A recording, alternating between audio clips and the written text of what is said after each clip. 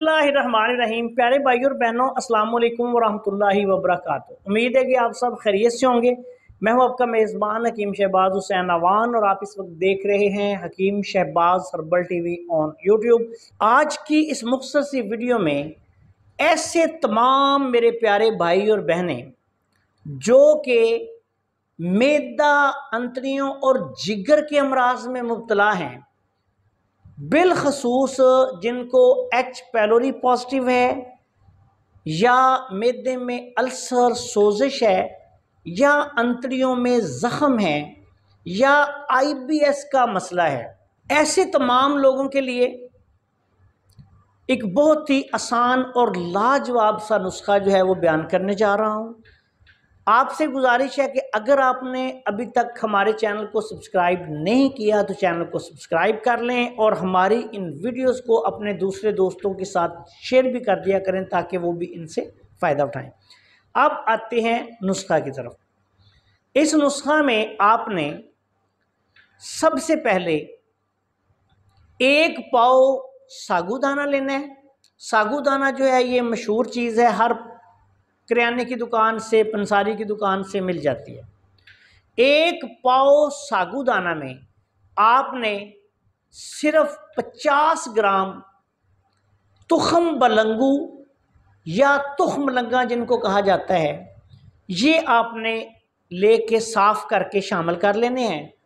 उसके बाद 25 ग्राम आपने छिलका इसबगोल जो है वो लेना है और इन तीनों चीज़ों को मिक्स कर लेना है। अब इसका तरीका इस्तेमाल ये है कि सबसे पहले आपने इस पूरे मुरक्कब में से 6 चम्मच जो है ये मुरक्कब ले लेना है, किसी बर्तन में डाल लें। उसके बाद आपने क्या करना है कि इसमें तकरीबन आधा किलो या 3 पाव जो है वो पानी डाल लें और इसको नरम आग पे आपने पकाना है। जब ये पक जाए, साबूदाना जो होता है वो जब पकता है तो वो क्रिस्टल शक्ल में आ जाता है, यानी कि बिल्कुल सफ़ेद हो जाता है। तो इस तरह नज़र आएगा वो जिस तरह पानी होता है।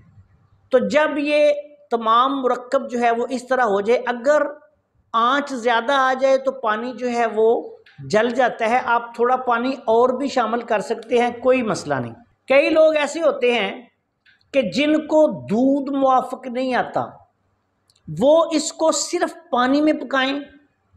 पानी में पकाने के बाद वो जब इसका फलूदा सा बन जाए तो उसमें अगर उनको चीनी मुआफ़िक है तो थोड़ी सी चीनी डाल लें, वरना देसी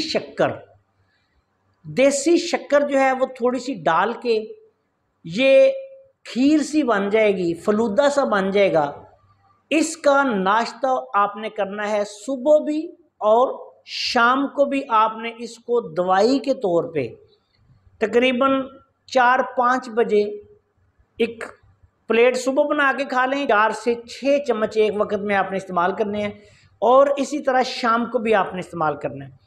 अगर किसी मरीज़ को दूध मुआफ़िक आता है तो वो ऐसा करे कि इसमें जब ये खीर तैयार हो जाए तो इसमें थोड़ा सा दूध डाल के अच्छी तरह मिक्स करे और इसी तरह चीनी या शक्कर मिक्स करके इसका नाश्ता कर लें।